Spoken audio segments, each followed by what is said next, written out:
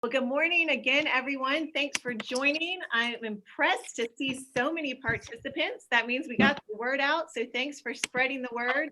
And thank you to the early childhood centers in the area for passing this information along. We're so excited to see all of you. And I can't believe we're already talking about kindergarten 2021, 2022. If you need to dry your eyes for a minute, I know it is happy, sad to think about your babies starting kindergarten, whether it's your first kindergartner, or I heard someone say your third. I see a couple of third timers on here. So you're old pros, you may need to weigh in for our new kindergarten parents, but we're happy to have all of you here. I want to start by introducing Principal Harness, and I will let him say a few words and then we'll get into the nitty gritty about kindergarten. Hey everyone, good morning. Good morning. It's good to see some faces, and I see a lot of names that I recognize. The Lively, I saw the Brumwitzes, I saw the Monfalcones. So there's a lot of people that we already know because they have kids at Spark. And if you're brand new to Springdale Park, welcome. And we're glad you're going to have a kid with us. And we are very hopeful that we actually will see their physical little presence in the building next year. I feel confident that that is exactly what's going to happen. But Spark is a really cool place, and we have one of the most amazing spots for kindergarten students, period. So really excited to be able to use that space, hopefully for the entire year next year. And not only that, but we also have one of the best program administrators in Melanie Johnson. She makes sure that the kindergarten center is running like a well-oiled machine that is full of love and fun, and where kids are learning lots, but not even realizing that they're learning. So I just want to say thank you for hanging out this morning and giving us some of your time. Please feel free to ask all the questions. This is the appropriate venue to do that. And also, I know, Melanie, you'll share this with them in just a few, but we will be doing something down the road in a few weeks specifically for the kids, because we do want to see their little faces and we want them to start making that connection with the school behind me or the kindergarten center and with us. So welcome to the Spark family. And Melanie, I'm gonna let you go ahead and take it away. All right, thanks, Terry, and thank you for that sweet introduction. You're gonna make me cry before I start talking about kindergarten. But once again, welcome. So excited to see so many faces. I see friends, neighbors, some people I've talked to already about this, and then lots of new names and faces. So as Terry said, we want this to be your place to ask questions. So if at any point while I'm talking, you think of something or something pops in your mind, feel free to put it in the chat or unmute and ask a question.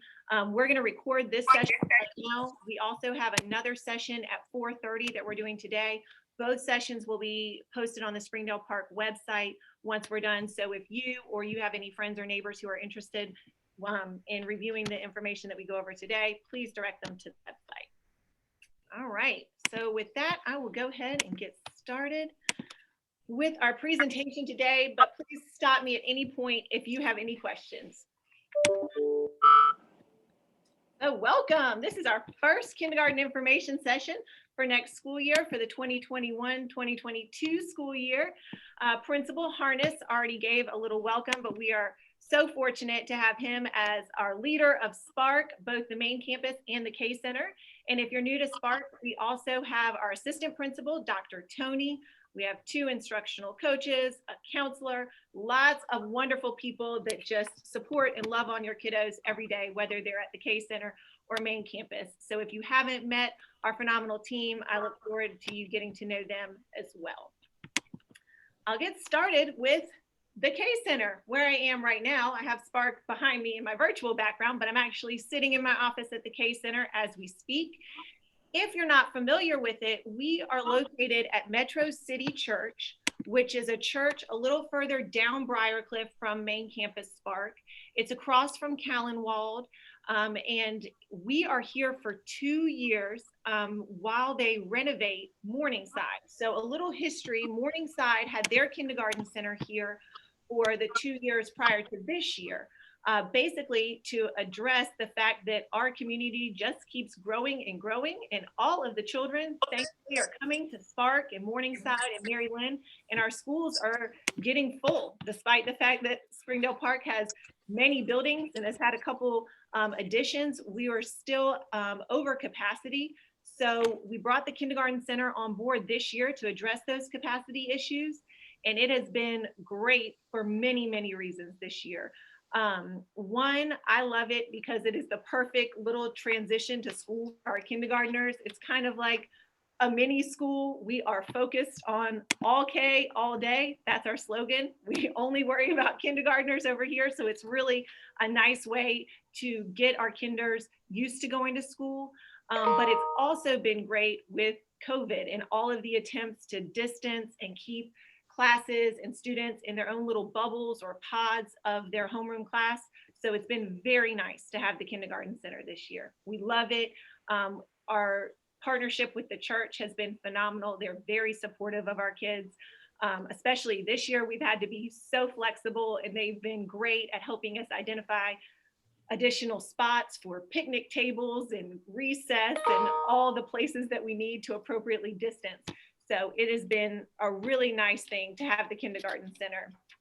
So if you haven't seen it, drive by on Briarcliff. You'll see a big green flag out front. If you drive by on the weekends, you may see the Metro City Church sign and not the Spark sign. They do cover it up when they're having church. So don't worry. It doesn't mean we've left. A couple parents have messaged me on Twitter like, what happened to the K Center? We're still here, but the church does use the building on the weekends. So if you have any questions about the K Center itself, just let me know. One of the main reasons that we are here talking today is that we would love for you to go ahead and register. The district has set March 15th to 17th as the official dates for kindergarten roundup. Typically, those would be the dates when we would have you come to the school to register, but because of COVID, all registration can be completed online. So everything you need is on the APS website. I'll click on this link and I'll actually ask Terry if you don't mind putting a link to this website in the chat. It's already there. Oh, you're the best. This is the Spark website, and under Back to School, you'll see all the registration information that you need. The first step is to check your address to make sure you're in the Spark zone. If not, the address locator will tell you which school you are zoned for. The next step is to make sure your child will be 5 years old on or before September 1st. So that is the state cutoff for entering kindergarten. I know we were talking with a parent while some people were still joining. There are always some questions that arise in kindergarten. Should my kindergartner start this year? If they have a late birthday, if that's something that you would like to talk about with me, I'm happy to address those questions. It's kind of an individual decision. If they are 5 by September 1st, 2021, we will welcome them with open arms. You are welcome to register them for kindergarten. But if you're not sure if that's the right choice for your child, I'm happy to speak with you more about it. All kindergartners need to complete a full registration. So get ready. You'll have to upload a lot of documents. You'll need social security card, birth certificate, proof of residence, lots of things that you will have to take pictures of, your driver's license or passport. There are some medical forms that are required, and all the pediatricians in the area are very familiar with these forms. So if you tell your pediatrician you're registering for kindergarten, they can help you get the ear, eye, and dental form, which is $3,300. And don't worry, if you don't have the medical forms at your time of registration, that's fine. Go ahead and complete the registration with the forms you have, and then a member of our staff will reach out and let you know what you're missing. Usually it's the medical form and sometimes the immunization. If your child hasn't had their 5-year-old checkup yet, you might not have a full immunization form or the ear, eye, and dental. We also ask that you fill out the Spark medical form so we're aware of any medical conditions, and then the information form so that we have all of your emergency contacts and those pieces. Registration is a big undertaking in kindergarten, but the good news is that once you complete it in kindergarten, you don't have to do a full re-registration until your child is going to 6th grade. So I know you're not ready to start thinking about your kindergartner going to middle school at this point. You got time. If you complete the kindergarten registration, you get a little break. Are there any questions about registration or anything in the? We have one question asking, can we opt out of the social security number card, meaning not provide that to the school? There are some options for waivers and opting out. I would have our registrar reach out to you if that's the case and you would like to opt out. There are some forms you can complete to get what's called a 900 number instead of providing your social security number. What happens if we don't register during that March window? Nothing happens. You won't be banned from kindergarten. The good news is we're a public school, so as long as you live in our zone, we will automatically accept you. But I will say that the earlier you register, the easier it is for us to plan. And that is very helpful because right now we are in the hiring season for teachers. We have teacher interviews scheduled over the next 3 weeks. And right now we are scheduled to have 8 kindergarten teachers. If our numbers are changing significantly from what's projected, we could need to hire more teachers or potentially lose teachers. So the earlier that you can complete your registration so we can plan, the better. You're not bound to these 3 days, but the earlier you can complete that, the easier it is for us. Good question. All right, that's all I see right now. So now I'll get into the more fun stuff. Registration is just what has to occur so that we can be ready to receive them. But now let's look at what does kindergarten actually look like. Right now, unfortunately, we're not doing tours of the K Center because we are really trying to limit visitors. Even our current parents are not coming into the building at this point. But I can't think of anyone better to show you around the K Center than some of our current kindergartners. So I have a little friend on the next slide who's going to give you a little tour of the K Center.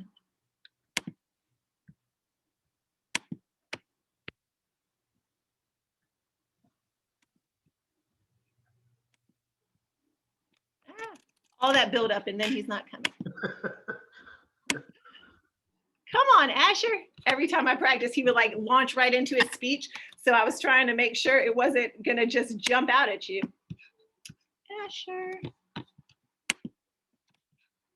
I can't get him right this minute. We'll have to come back to him because he's the cutest and he likes to give you the tour.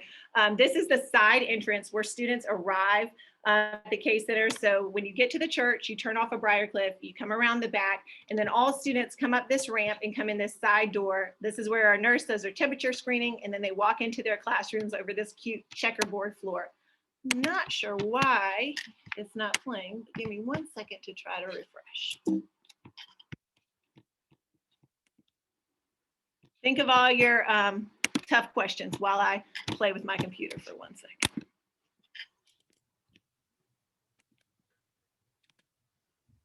So Melanie, there was one question that was a direct message to me.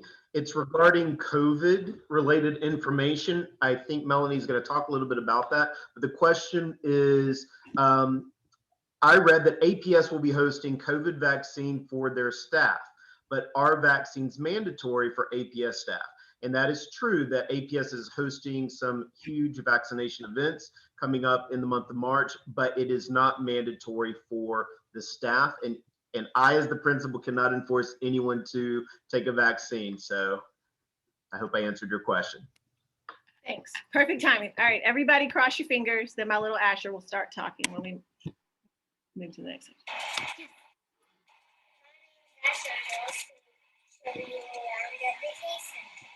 Thanks, Asher. Show us.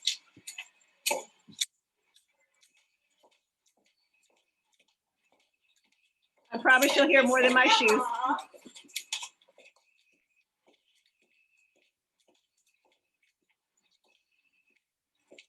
Do you want to show us your classroom? Yeah. Okay, take us to your Our classroom, and this is my desk. Awesome. Asher, what's your favorite thing about kindergarten? Recess. Big long recess. Big long recess? I said playground. Oh, playground recess. What else do you like about kindergarten? Breakfast. Anything you like to learn in kindergarten? Reading, reading, and math. Writing, reading, and math. Good I also job. love social studies. You also love social studies? And science. Nice. Do you have any advice for students who might be coming to kindergarten next year?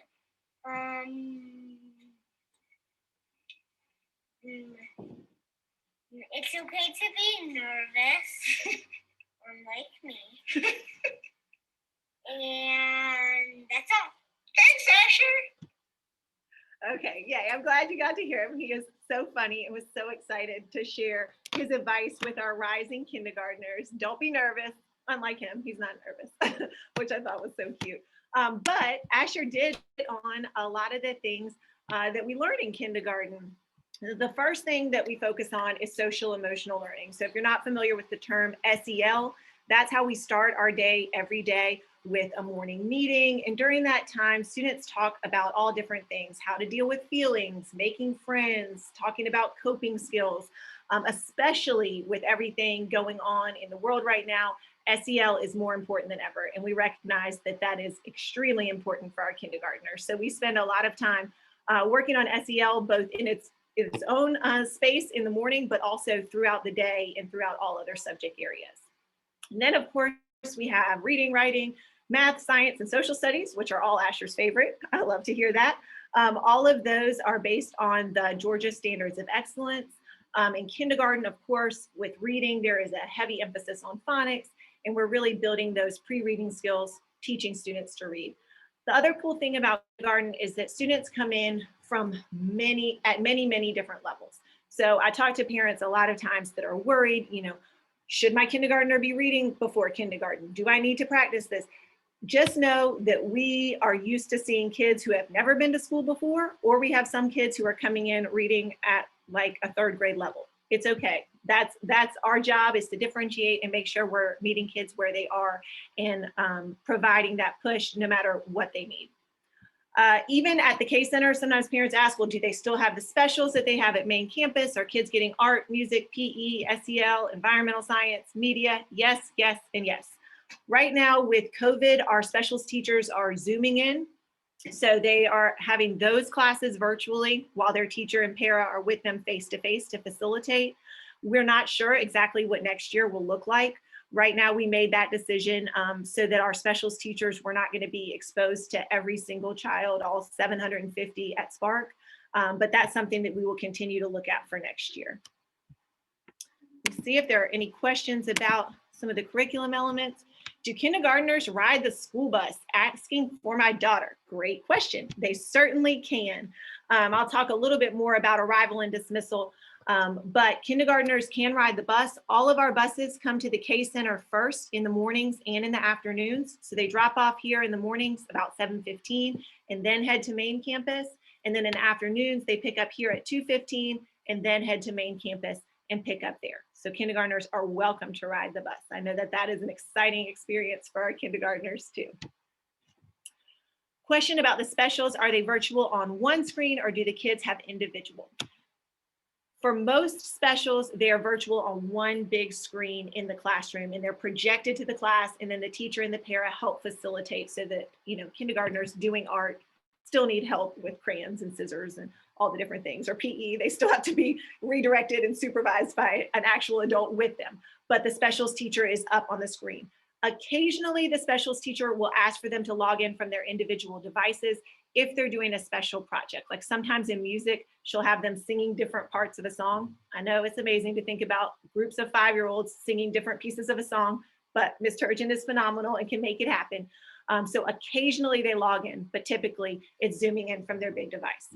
But also sometimes they do come in person. Like yesterday, Ms. McCloskey, our environmental science teacher, made a trip over to the K-Center because they were preparing garden beds for spring planting. So she came face-to-face outside. We're hopeful that there will be more face-to-face specials as COVID continues to get under control.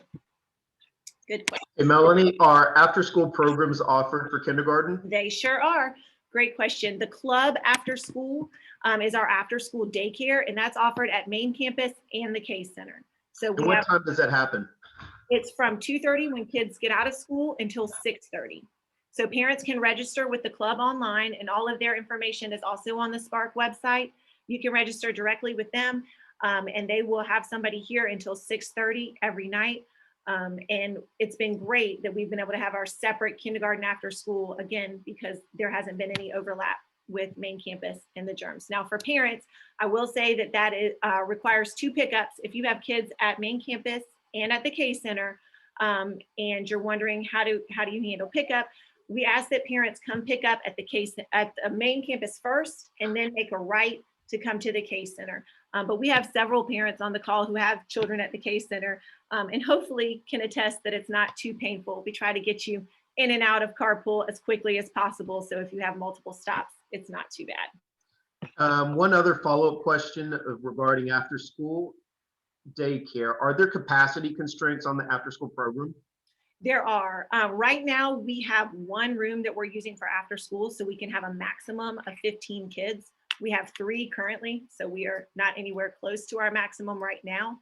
Now, next year, if we have a full kindergarten enrollment and we're all face-to-face, we may have to look at housing after school in multiple rooms, which is an option. Right now, we're just using the one multi-purpose room. So that's something that we would have to consider for next year. You know, how many students we could accommodate in after school. But if there is a need, we will try our best to work with you. Melanie, Ms. Praswala is asking, did the classrooms look much different during the non-COVID era?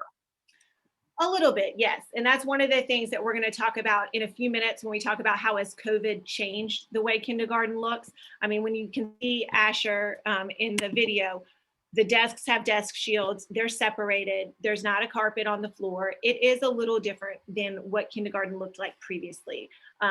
In years past, there was a lot of soft seating, kids would come to the rug frequently, and we're not able to do that right now. But I will say, it's not as different as we were afraid it was going to be. Before we came back in January, there was a lot of apprehension. Like, will this even feel like school? Not just kindergarten, but at Allspark. Will kids like it, you know, having to remain separated and masked and behind their shields? Honestly, we have been able to find creative ways to make it still really feel like school. And one of the best ways is to be outside. We are outside as much as possible. That's another benefit of having 2 campuses. Every class has their designated spot outside, and then our recess zones rotate, so they get a chance to do recess in different areas. But that's great. Teachers take kids outside on yoga mats, and they're doing small group outside in the sunshine with their little leveled readers. We're trying to make it feel as close as it was, but right now we just have to still abide by the safety protocols. I had a question of what is the cost of after-school program? I am not sure. Melanie, are you aware? I don't want to say the wrong thing. I don't either. I did like post I know, the link. Yes, if you'll drop the link in there, that would be the best. Kyla Posey is over the after-school program, and she's phenomenal. If you register online or even just email her, she'll get right back to you with all that information. I just don't want to give you bad information. Maya's asking, one of my favorite things to do in the afternoon, do kindergartners have nap time? I wish. Unfortunately, in kindergarten, there is no nap time. So be warned, they will come home tired. I should have said this in my introduction. I have a current kindergartner with me at the Case Center. I also have a 5th grader at Spark. But I know my kindergartner has always been a sleeper. She took a nap up until kindergarten started, and she routinely falls asleep on the way home, and we live like half a mile from the Case Center. So if that's any indication of how worn out they are after a full day of kindergarten, you know, no nap time, but they will be tired. But I will say that that makes me feel good too. Going back to the previous question about, you know, how has kindergarten changed since COVID? They're not just sitting at little cubicles all day. They're outside for recess twice a day. They get specials, they're moving, they're worn out because they're doing so much. So to me, that's a good thing. A tired kindergartner is a happy kindergartner. They've had a full day at school. So Melanie, how much recess time is dedicated per day? So they have 2 recess periods. The first is about 20 minutes in the morning. And then we have a lunch and recess block that's 45 minutes total. So they eat technically they're supposed to get 30 minutes for lunch, but our little ones don't usually eat that long. They eat in about 20 minutes and then spend the rest of the time playing. So we join that block together so that they can eat and play outside. So they get 2 good recess blocks a day, plus their 30 minutes of specials every day. And what time does kindergarten start and what time does it end? Sure. The school day starts officially at 8 o'clock. We are ready to receive children at 7:30 in carpool. Like I said, the buses arrive a little earlier, about 7:15, but the school day officially starts at 8. It officially ends at 2:30, but we do end a little earlier over here because we have to load the buses at 2:15 to go back to main campus. Okay, and Mrs. Britton is asking, can you describe how and when kids eat during the day, snack, lunch, for K and also for after school? Sure. So because of our COVID protocols, we have kids wear masks other than when they're eating and drinking. I will say, as far as drinking, we encourage students to bring water bottles. We have water bottle filling station. We have a water bottle filling station at the K Center, just one, and multiple at Spark main campus. They can drink water at any point during the day at their desk. We just ask that they take a sip of water and then put their mask back on. We have 2 snack breaks, one in the morning and one in the afternoon. The morning one, we do time with the first recess so that they can take their snack outside, just again to keep everybody spaced out as much as possible when they're taking off their masks. Now, of course, if it's cold or rainy, they'll eat inside for lunch and snack. The second snack break is at 1:30 in the afternoons. That is usually inside at their desks, but they do stay at their desk behind their little shield while they eat their snack. Do you have to register for pre-care if your child arrives at 7:15 on the bus? No, you do not. I get here at 7:05 to make sure that somebody's here to meet them. That's an APS transportation situation, so we do not require you to register for pre-care. Now, if you're driving in a car, we ask that you don't arrive until 7:30 because that's what time staff is required to be here. So they'll be ready to greet you at 7:30. But if they're riding a bus, we'll make sure we're here to meet them. Sorry, there was another question about snack in after school. They do provide a snack in aftercare if you're in the club after school. And they allow them to eat that either outside or in the big multi-purpose room where they have aftercare spread out. One thing to note for after school, this year we haven't had any additional extracurricular clubs or activities. In years past, Spark has offered everything from yoga and karate to all different types of things. That's not something that we offer this year, but it may be something that we see coming back, as things start to get better with COVID. So Melanie, do parents send in snacks or lunch, or does the school provide it? And if so, what kind of foods are snacks? Good questions. I first will say both. Most parents choose in kindergarten to pack a lunch and snacks, which you are welcome to do. But if you would prefer not to, we do provide breakfast and lunch for all students free of charge. We just have to know at least a week in advance if your child is eating breakfast and lunch so that we can let the cafeteria staff know to prepare it. So you're welcome to choose that option. And it is a hot lunch. There was some question at first with COVID whether it would be a sack lunch. It's a cold breakfast and a hot lunch, and it's delivered every day to the K Center. So we have it here and we just pass it out. We have a warmer that we keep the warm lunches, and of course a refrigerator for the milk or anything cold. We usually ask parents to send in some emergency snacks if they're willing. Typical things are like goldfish, pretzels. We're not a nut-free school, but if we know of a nut allergy in a class, certain classes may be nut-free. But we ask that parents send generally healthy snacks that are easy to open and quick to eat. That's usually the hardest thing for kindergartners. It's sometimes if the packaging is really challenging or if they're really slow to eat it, it starts taking a long time. And Melanie, I'm going to drop in the chat.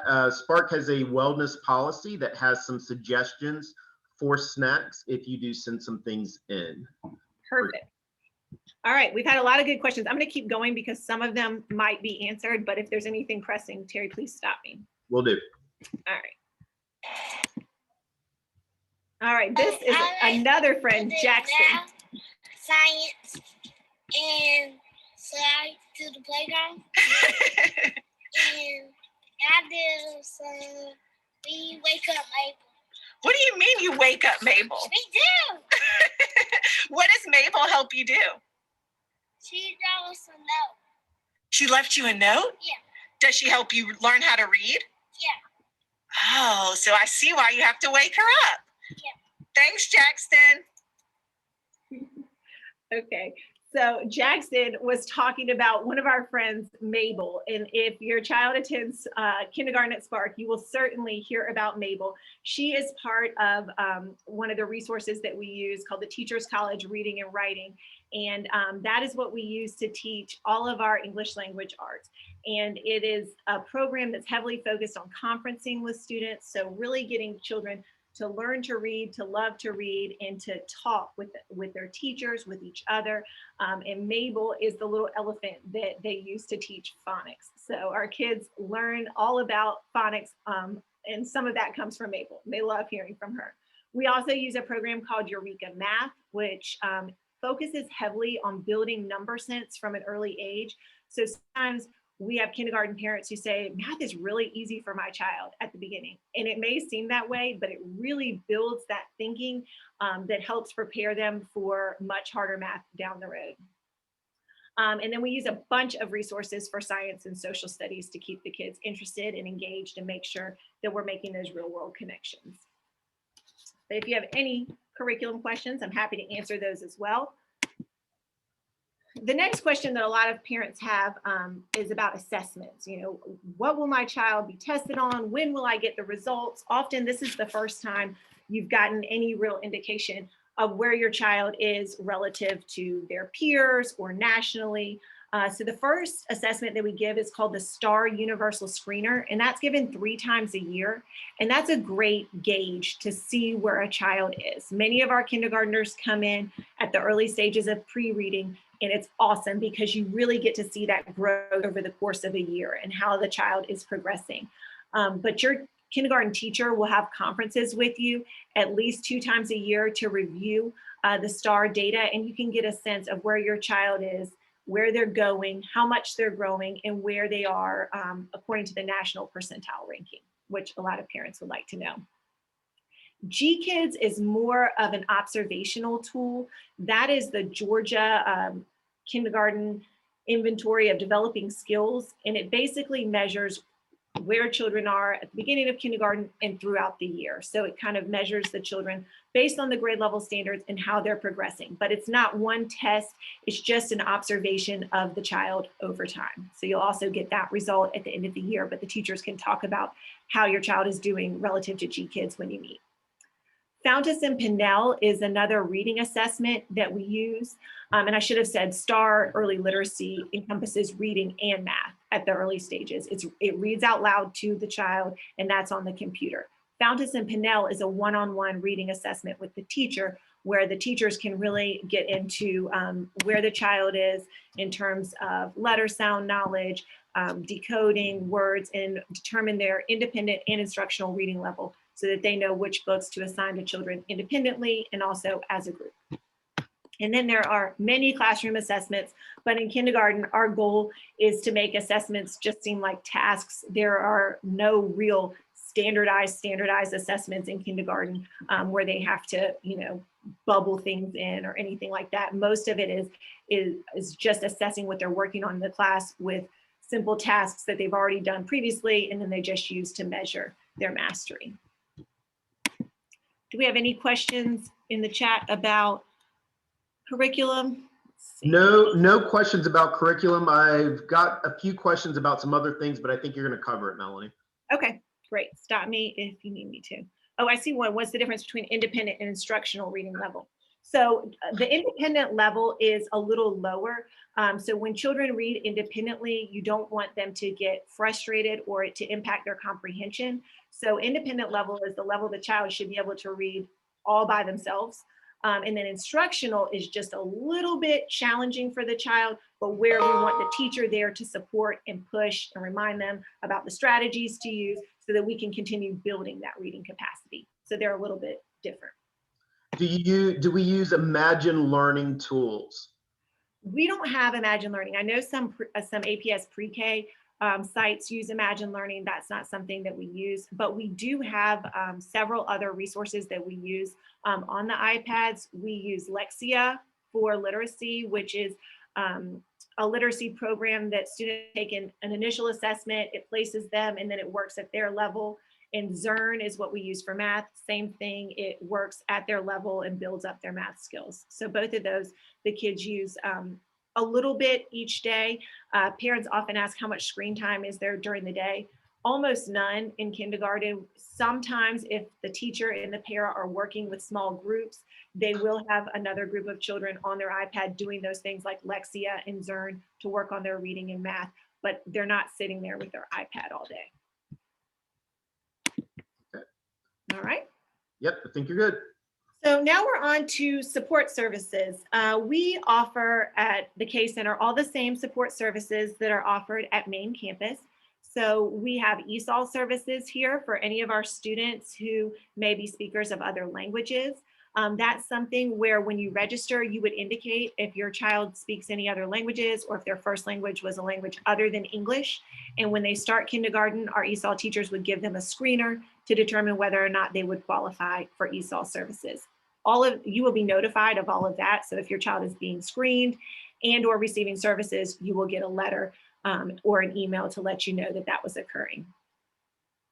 Our EIP program is the early intervention program. And so once we give the STAR assessment at the beginning of the year, if we have students who have some deficits in reading or math, and I will say in kindergarten, don't be scared by that. We have plenty of kids who come in and just don't know letters or numbers because they've never been to school or never been exposed, and that's fine. They will learn it. We always see a huge jump in our data in January just because kids have been in school for half the year and all of a sudden things start clicking and making sense at that point in the year. But if a child is struggling, we do have EIP services. In most cases that we're on the reduced model, which means that their homeroom teacher would just provide them with a little bit of extra small group time to try to address those deficits. But there are some grade levels where we have EIP pullout where another teacher may be supporting the child with those deficits throughout the day. But again, you would get a letter indicating that information. If you have a child with special needs, they may get an IEP. It can get a little confusing between EIP and IEP, but IEP is special education, and that could be anything from speech services to OT, PT, special education teacher, a special education para. I recommend that if you have concerns and feel like your child may need special education services, please reach out to me and I can put you in touch with our lead special ed teacher, Nathan Stevenson, and he can talk to you more about the process. Sometimes children come to us with a psychological evaluation already indicating that they may qualify. Sometimes parents would like to have their child evaluated, and that's something that we can talk through if that relates to you. And then finally, gifted. We are in the gifted testing season right now in kindergarten. We do gifted testing. Usually it starts in December. Right now it started in January because we didn't have students face-to-face until January this year. But there will be a time early in the school year, usually around September, where parents can recommend that their child be tested for gifted that year. And then there's also a teacher recommendation period. Then we take all of that information based on the parent referrals, the teacher referrals, we determine our students who will be tested, and then parents are notified. Of course, you have to give permission for your child to be tested, and then the gifted testing will begin. Usually we get those results in March or April. So honestly, most kindergarten students don't start gifted until very late in the year in kindergarten if they qualify. Gifted qualification is a little more than just being highly intelligent. There are many components like creativity, motivation. So there are 4 components for gifted testing. And there's information about that on our website as well as the APS website. And if you have any further questions, I'm happy to answer them or connect you with the gifted chair to talk more about that. Hi, my name is Ice. Okay. We have talked about a lot of this. How has kindergarten changed since COVID? We talked about the classroom layouts and the lunch and recess zones. Arrival dismissal isn't very different for us at the K Center since we only serve 1 grade level. But if you have students at main campus, they arrive and dismiss via grade level doors. So there's no overlap between grade levels. And for us, that means no overlap between classes. So each class has a designated restroom that they use. And they have designated lunch and recess, like we said, so that there's no overlap between the classes. Currently, APS is offering a virtual option for all grade levels. We don't know for sure whether that will be the case next year. It really just depends on how things are going as far as COVID, but there will likely be a virtual option if you're interested in that. So I'm going to show you a little more about virtual kindergarten on the next slide. Of course, we implement social distancing. And then you may have heard that this year, even students who are face-to-face have what we call asynchronous Wednesday, where they don't come to school on Wednesdays. Wednesday is reserved for deep cleaning of all school buildings. So no one is in the buildings except custodians on Wednesdays, some office staff, but they fog the building, they do deep cleaning, and then students do work on their own at home on Wednesdays from the Google Classroom. We don't know whether that will be the case next year, but that's where we are right now. It's also a time for teachers to get valuable planning time. During the school day with COVID, they don't have any breaks from their class because the same teacher is with the same group of kids all day. So in a traditional setting, they would have breaks while the children are in specials, but they don't have that right now. So they need Wednesdays as well to do all of the planning for the other 4 days. So Melanie, a couple of questions. So what is the kids to teacher ratio right now for K? So right now, our largest face-to-face class is 16 because we have a couple classes at the K Center that are very large physically. And we are required because of distancing to really be careful about the number of kids we put in a classroom and make those decisions based on the square footage. So we have a classroom square footage calculator that we can use from the district to determine how many children each room can hold. So our largest room can hold 16 students face-to-face. That's where we are right now. But our virtual classes are a little bigger. Right now, our largest virtual class is 22. So next year, we are, like I said, scheduled to have 8 homeroom teachers as of right now. Of course, that's dependent on enrollment. But our classroom sizes here at the K Center really vary. And so that will determine how the teacher to student ratio. I can't give you a simple, like it will always be 18:1 because it really depends on the size of the classrooms. So it could be as small as potentially 10, or it could be, as large right now as 16, but if distancing guidelines change, do I see a potential kindergartner? Hey, bud. If the distancing guidelines change, those numbers may increase. I will say that the 2 classrooms that have 16 right now, under non-COVID times, could have held up to 32 in the largest. Hey, Melanie, do every one of the K classes, did they have their own bathroom? So currently, yes. Not all attached to the classroom, but in the church, we have many single bathrooms downstairs. So each class is assigned their own restroom so that there's no overlap in the restroom. When we add a class on March 22nd, we have some more students coming back for the 4th quarter. We will be adding a class upstairs, and that is a shared restroom, but we will only have 1 class up there. So it will still be 1 class using the restroom. And Melanie, there was a question regarding the kindergarten bus. Is the bus exclusive for kindergartners, or will there be older kids on the bus? So there will be older kids on the bus. In the morning, the buses will run their regular routes, pick up all children K to 5, then come to the K Center, drop off only the kindergartners, and then head to main campus and drop off anybody who's 1st through 5th. In the afternoons, they come to the K Center, pick up our kindergartners first, but then go to main campus and pick up any children 1st through 5th that ride that route. And if we have a family that lives pretty close to the kindergarten center, is it okay for them to walk their kid to school? Absolutely. At Spark, we are green. We would love for you to walk, bike, however you'd like to get here. All right. I think I got all the questions. The only other question was, what is the actual physical distancing requirement the school has to follow per the district? So right now, they are asking us, when possible, to stay 6 feet apart. At Spark, we are using that 6 feet apart. So in our classrooms, the desks are spaced 6 feet apart. When children are in the hallway, you may have seen on Asher's little video, there are 6-foot reminders in the hallway. We ask our kindergartners to either do airplane arms if they're walking side by side, or zombie arms if they're walking in a line. That helps them stay 6 feet apart as they're walking. They think that's funny. And then they walk like zombies, and then they end up closing their eyes, and we have to remind them to open their eyes because they'll run into each other. All right, well, on the next slide, in case it jumps right into my video, I wanted you to see a little bit about virtual kindergarten in case that is an option for next year. I know there was a lot of apprehension this year, myself included. My kindergartner was virtual from August until mid-January. I wasn't sure how that would go. But I will tell you, overall, it has been a very positive experience. Our teachers have done a phenomenal job, and you would be amazed at how much these little 5 and 6-year-olds are learning virtually. So I have one of our friends here to talk about virtual kindergarten. Basic, and I'm going to tell you guys what I love about virtual kindergarten. Our class is very fun, and it's with this person named Miss Severe, and we draw all sorts of things.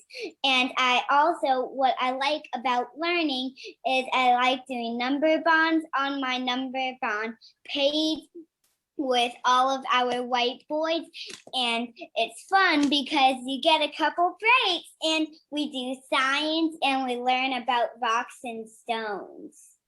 Thank you, Isaac.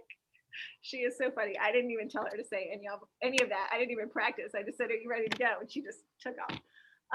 But as you can see, they still get the same specials. I had to send that to Miss Severe, the art teacher, because it just warmed my heart how much she loved her art teacher. But they get the same schedule, the same specials. They're just there on Zoom versus in person.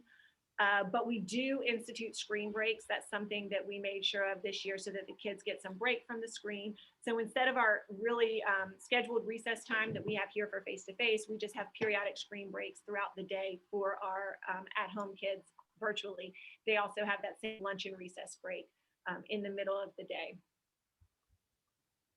We also try to create creative ways for them to interact with each other. I have one more of our virtual friends who will talk to you in a few minutes on a video, but it was very important to me and to our teachers to make sure that the kids are still making those friendships virtually. So we make sure that we put them in breakout rooms. We have games and interactive ways for them to talk with each other, even if they're virtually. So they may not be physically meeting, but they are getting to know each other. It's funny, when they saw each other face to face, I was worried, the kids might not know each other, but they were immediately like, "Oh, that's so-and-so, I remember them from Zoom." They recognize each other, and they're still making those friendships, even if it's virtual.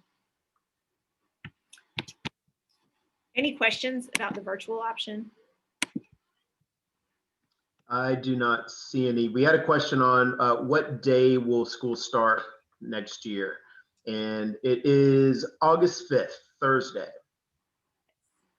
Currently, but if this year has taught us anything, it's been to be flexible and to know that things could change. So that's what we're banking on right now, but we'll see. So I have parents ask me all the time, what can I do to prepare for kindergarten? The first thing I usually tell them is talk about kindergarten. Get excited. I like to see little kindergarten friends on this call, but if not, tell your kids that you attended a session on kindergarten today, that you're getting excited about kindergarten. Make sure they know it's a fun time. It's not scary. They're going to get to do all these cool things like ride the bus or play on the playground or meet new friends and go to big schools. So definitely talk about it in a fun, positive way. Practice personal information. That's a very helpful thing. If kids come to school and know their full name, first and last name, especially if they go by a different name, their address, their phone number, if they have any allergies, and how they get home. All those things are very helpful. If they know your phone number, and, I'm Melanie Johnson, my mom's number is this, and I ride bus 719, we're in good shape. Continue to work on self-help skills like opening containers, doing things by themselves, practice tying shoes. I know for me personally, that's still a work in progress with my 5-year-old, but anything that you can practice on those are helpful. And then finally, following 2-step oral directions. That's good practice for all 5 and 6-year-olds. And Melanie, I'd like to add something. When you guys are creating things for your kids to bring to school and they have to open it for themselves, please practice with them. Practice with them. Sometimes we have parents that will send in some really interesting bento boxes that many of the adults don't know how to open either. And we're literally like, I'm sure it's delicious, but we don't know what's in it because we can't figure out how to open it ourselves. So practice, practice, practice. Good plug there. Yes, I have struggled with bento boxes. All right, so how can you stay in the know for all things Spark? First, register online like we talked about. You can also go ahead and sign up for our e-newsletter, the Spark E. It comes out once a week on Tuesdays, and there's always a message from Principal Harness and all of the happenings and updates of things going on at Spark. Please check our Spark website frequently. Principal Harness does an awesome job of keeping that super updated. Like I said, these videos will probably be posted on there tomorrow. Check back there frequently. And then the thing I should have added on here that I will add for our next presentation is to support and join the PTO. Our Spark PTO is phenomenal. They support us in so many ways. This year, I don't know what we would have done without PTO. They purchased what feels like 1 million picnic tables for us to be outside and eating and learning outside as much as possible. They're currently installing shade structures at the main campus that PTO purchased. They just support everything we do. So when parents ask, how can we help? How can we support? Our first answer is always support the PTO, both monetarily and with your time. We encourage you to join, be a part of the PTO. That's a great way to get involved at Spark. Also, stay on the lookout for some upcoming events. We hope to have a kindergarten experience sometime later this year. That's usually in May, where it may be virtual like this, where the teachers come on, but they talk you a little more through the day in kindergarten, what it looks like. You get to meet the teachers, you get to hear directly from them. And then also hopefully some summer play dates. We had to cancel those last year, but usually the PTO puts those on where kids can meet either here at K Center on the playground or at some local parks, and kids can meet each other, make some friends before they start kindergarten. Hey, Melanie, do we think there'll be a kindergarten camp this year? I am hopeful. I didn't put that one on there because I haven't talked to Kyla about it, but our after school provider, the club, that we talked about earlier, usually does a kindergarten camp, which is a few day, half day camp where kids can come to the K Center and kind of practice kindergarten before they actually go. I'm hopeful that that's something that we can do this summer, but I have not heard whether or not it's officially a go. But if you register and you sign up for the Sparky, that's how you will find out about all these events. And Melanie, there's one question regarding travel. So is there a travel policy for COVID? And are there guidelines on how long a child can be out due to visits, to families, et cetera? So yes, there are guidelines for COVID. We follow the CDC and DPH guidelines for return to school. So we cannot mandate that children get tested. We do recommend testing for travel. We also offer free surveillance testing at the school every Friday. So we have a large population of our students and staff that are getting surveillance testing every single Friday, which is great. A great way to ensure the safety. But also one of the links that we put in the chat are the COVID protocols, and there are a lot from Spark and the district. So I encourage you to review all of that because a lot of those things are changing rapidly. Like I know CDC just released yesterday different guidelines for people who are fully vaccinated. So I'm not sure how much that will change prior to next year. As far as the travel guidelines, we obviously want our children here in person as much as possible. It has been helpful this year to have the virtual option if people are traveling or unfortunately are sick or quarantining or have been exposed. It's been really easy to give parents and children the option to attend virtually. If that's something that we have next year, that's something that might be an option as well. But our goal is to have kids not have any more than 10 absences. That's kind of the big number typically. Now, again, in COVID times, if you're quarantining or you're actually sick, that's a different story. But if it's just travel, because research really shows that if kids aren't attending more than 90% of the school year, they're going to start missing instruction, and we want them here. I think we're all caught up on questions. Okay, perfect. I think I just have one. Oops, I accidentally clicked on Sparky. That's how you sign up. I have, I think, one more video from one of our virtual friends just to talk about what she likes virtually. Go. Catherine, what do you like about virtual kindergarten? I like the teachers at Spark because they help me learn. That's great. Is there anything else that you like? I like the students or friends at Spark because They are very smart. You are very smart. Have you made friends even though you're virtual? Yeah. Okay. Is there anything else you would like to share with kindergartners who may start next year? Well, like I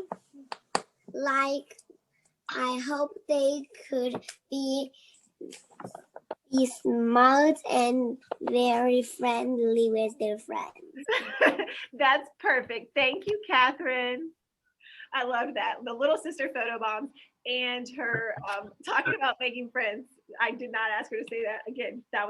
Those were her words, and it just warmed my heart to know that she's been virtual all year and still has all these friends in virtual kindergarten. So welcome to Spark. We are excited that you are interested and want to hear more about it. I can also put my contact information in the chat. I'm more than happy to talk to prospective parents anytime, answer your questions. Please ask them now if you have additional questions so that everybody can hear, because I guarantee you're not alone. But if you have unique questions about your child or you want to talk through things, I welcome those conversations.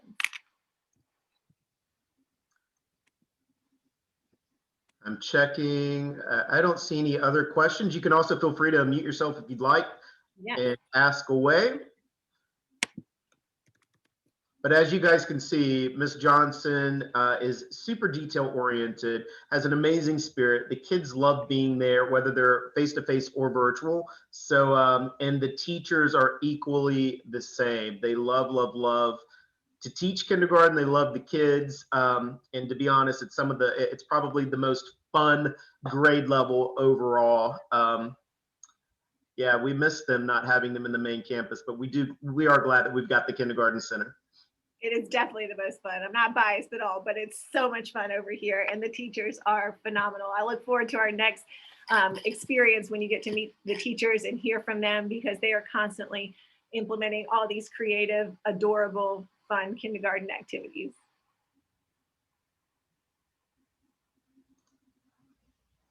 Thank you guys. Thanks for all the kind comments. So Melanie, you want to hang back if there's anyone that wants to ask a question? Happy to. Oh, I see some more friends. Hi. Let me stop sharing so I can see these little faces that are popping in the screen. Look at that little cutie.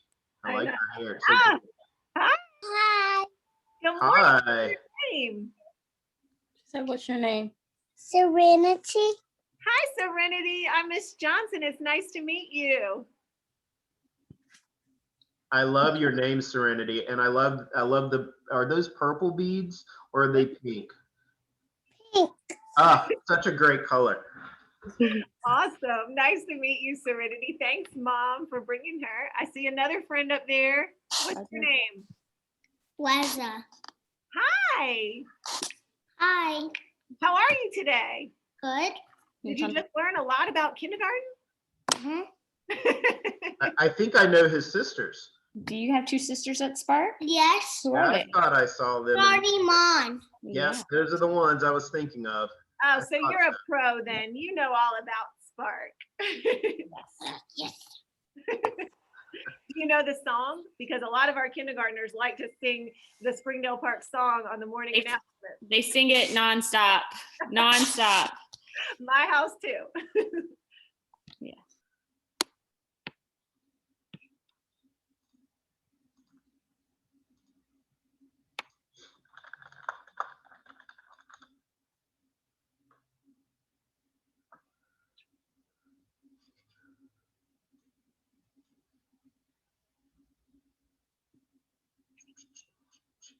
All right, we've got a few more still on. If you have any questions, feel free to go ahead and ask. Otherwise, we hope you have a good day. It's beautiful outside. Get out there to enjoy it. Thank you. You want to stop the recording, Terry? I will do that.